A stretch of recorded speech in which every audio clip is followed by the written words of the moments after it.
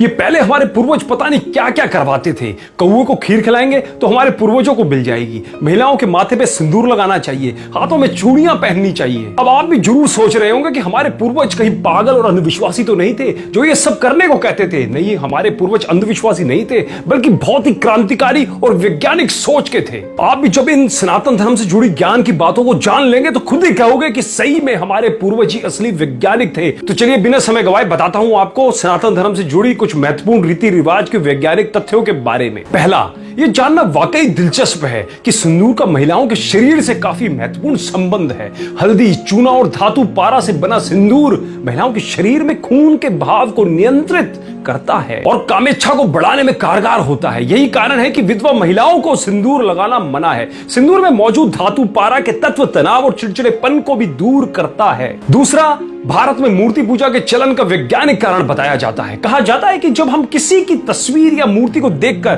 प्रार्थना करते हैं तो पूरा ध्यान उसी आराध्य देवी देवताओं के ऊपर हो जाता है। मन एकदम एकाग्र और नियंत्रित हो जाता है। इसलिए भारत में आध्यात्मिक उन्नति के लिए मूर्ति पूजा को मानव जीवन का अहम हिस्सा माना गया है। तीसरा, हाथों में चूड़ियां पहनने का भी दिलचस्प वैज्ञानिक कारण है। कहा जाता है कि कलाइयों में चूड़ियां पहनने से हाथों का ब्लड फ्लो ठीक हो जाता है, साथ ही चूड़ियों की वजह से ऊर्जा भी नियंत्रित रहती है। चौथा, मंदिर ऐसे स्थानों पर बने होते हैं जहां पर उत्तर और दक्षिणीय ध्रुवों के चुंबकीय और विद्युतीय बलों के कारण सकारात्मक ऊर्जा भरपूर मात्रा में होती है। मंदिर के मुख्य मूर्ति ठीक बीच में स्थापित की जाती है। इस जगह को मूल स्थान या गर्भगृह भी कहते हैं जहां मूर्ति की स्थापना होती है। उस स्थान के नीचे वैदिक मंत्रों से लिखी तांबे की धातुएं रखी जाती है। तांबा धरती के चुंबकीय बल को अपनी ओर आकर्षित करता है। इसलिए जब कोई नियमित तौर पर मंदिर में जाकर परिक्रमा आदि करते हैं तो तांबे के इसी चुंबकीय प्रभाव के कारण शरीर की नकारात्मक ऊर्जा भी धीरे धीरे सकारात्मक ऊर्जा का स्थान ले लेती है।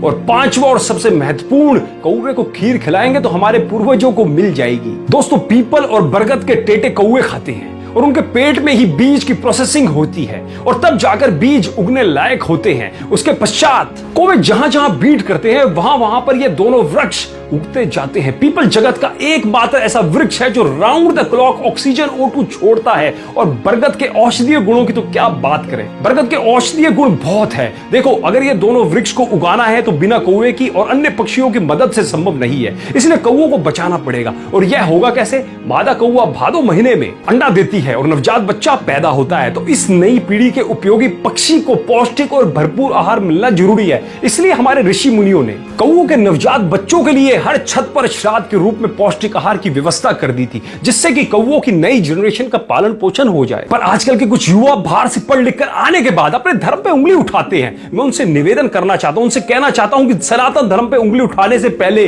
सनातन धर्म को जानो, सनातन धर्म को पढ़ो, फिर उस पर उंगली उठाओ। जब आपके विज्ञान का ABC भी नहीं था ना, तब हमारे सनातन धर्म को पता था कि किस बीमारी का इलाज क्या है, कौन सी चीज खाने लायक है और कौन सी चीज खाने के लायक नहीं है। अतः ज्ञान का भंडार है हमारा सनातन धर्म और उनके नियम। विदेशी शिक्षा पद्धति पढ़े और अपने पूर्वजों ऋषि मुनियों के नियमों पर उंगली उठाने के बजाय उसकी गहराई को जानिए। और आज तो विदेशी शिक्षा पद्धति भी हमारे वेदों गीतों का अपने यहाँ प्रयोग कर रही है। तो उंगली उठाने से पहले एक बार जरूर सोचा कीजिए। दोस्तों, मैं उम्मीद करता हूं कि इस वीडियो ने भी आपको जागरूक जरूर किया होगा। यदि किया हो तो हमें एक कमेंट के माध्यम से सनातन धर्म के बारे में आपके महत्वपूर्ण विचार जरूर बताइएगा। और इस वीडियो को ज्यादा से ज्यादा सबके साथ शेयर जरूर करें जो सनातन धर्म पर उंगली उठाते हैं, उनको भी सनातन धर्म के महत्व का पता चल पाए। चलिए अगले वीडियो में फिर मुलाकात होगी, तब तक के लिए धन्यवाद।